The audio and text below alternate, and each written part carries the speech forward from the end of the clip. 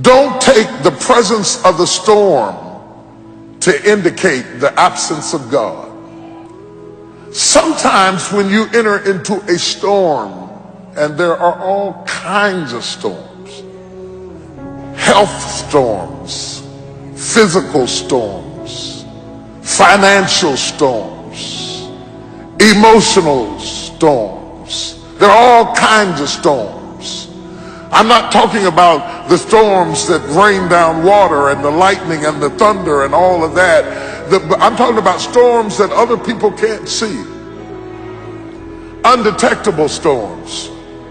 Storms that make people think you haven't been through anything. Because you get up out the bed every morning and you put your hair up and put your makeup on, and they don't know you put your smile on just like you did your makeup and walked in smiling because you were going through a secret storm. See, when you're going through a visible storm, somebody will hand you an umbrella or a raft or some help or some assistance because they are aware of your suffering. But when you're going through a secret storm, there is no comfort there because nobody knows that you're dealing with a secret storm. They're jealous of the car you're driving, not knowing that it's 2 payments behind. They're envious of the position that you were promoted to, not knowing that now that you're promoted into that position, you can't even rest at night. You can't even sleep at night. You've got so much pressure and so much responsibility on you. And all of a sudden you're in a storm and nobody even knows it. And when we get in a storm, we have a tendency to wonder, where is God? Job said, I looked for him. He was there a minute ago, but now I can't find him. I looked on the right side and I couldn't find him. I looked on the left side and I perceived him not. Where is God in the storm?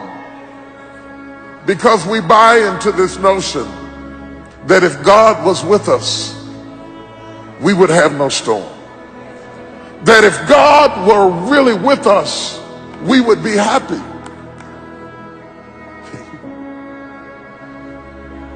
That if God were really with us, everything would go smoothly. That if God were really on our side, we would have no family problems. If God were really with us, our bills would be paid. How could God be with us and us be in foreclosure? Job said, I can't figure it out. How could my kid die and God be with me? How could my house be on fire and God be with me? I looked for him. I looked for him. I didn't see him. I looked on the right. I didn't see him. I looked behind me. I didn't. You said you had my back. I didn't see him. I looked in front of me. I thought he'd lead the way. I didn't see him. But you cannot see in a storm. That's why he told you to walk by faith and not by sight. You cannot see in a storm. Don't look for God to be sensual in your storm. He will not appeal to your senses. Your senses add to your comfort. God will not make you comfortable in your storm. But just because you are in the presence of a storm, the storm does not negate the presence of God, nor does it indicate the absence of God. The Bible said he is a very, very present help in the time of trouble. If you're looking for God, he's in the storm.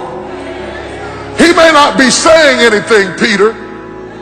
You may find him asleep on the boat in the bottom of the ship, but don't think that he jumped off the boat because you were in a storm. He is with you in the storm. He promised.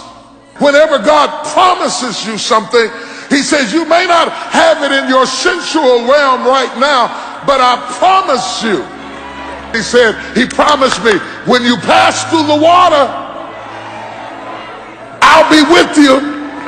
He wouldn't have said that if his presence was apparent, because you never promised the obvious. He said, but when you pass through the water, you got my word on it.